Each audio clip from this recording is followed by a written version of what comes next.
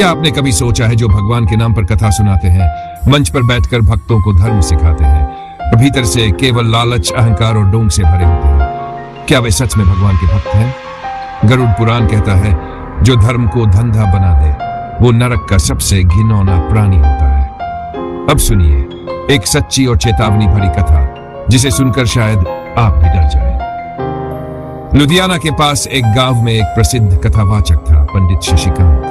हर साल भागवत कथा करता, पोस्टर लगवाता, लाउड स्पीकर से प्रचार करता, लोगों से कहता, जो कथा में नहीं आया उसका कल्याण नहीं होगा, जो दान देगा सीधा स्वर्ग जाएगा। लोग श्रद्धा से आते, भीड़ जुटती, पैसे बरसते, पर कथा के बाद शराब की बोतलें खुलती, भंडारे के पैसों से एसी गाड़ी आती, महंगे कपड़े, विदेशी मोबाइल, और पंडित जी हंसते हुए कहते, लोग तो मूर्ख हैं, भगवान से ज्यादा मुझ पर भरोसा करते हैं।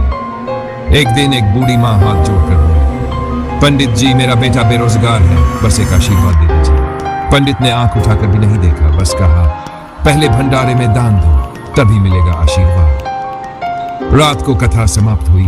पंडित जी को अचानक सीने में दर्द उठा, गिरे और वहीं उनकी मृत्यु हो गई। भक्त बोले, इतना बड़ा कथावाचक था, सीधा स्वर्ग जाएगा। पर जैसे ही चिता बुझी, आकाश में बिजली चमकी, 4 भयंकर यमदूत प्रकट हुए, लोहे की जंजीरों से उसकी आत्मा को बांधा और घसीटते हुए नरक की ओर ले गए।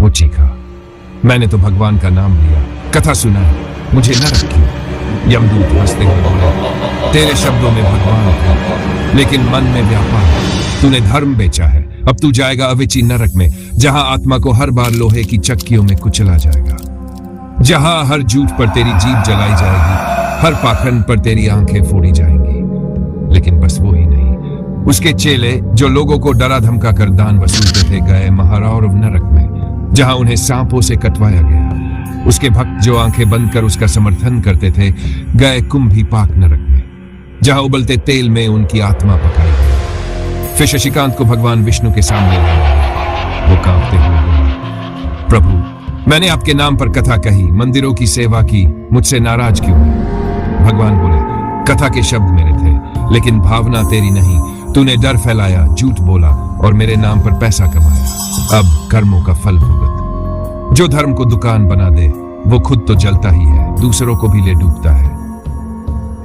भगवान को सोने की माला नहीं चाहिए, बस एक सच्चा दिल चाहिए।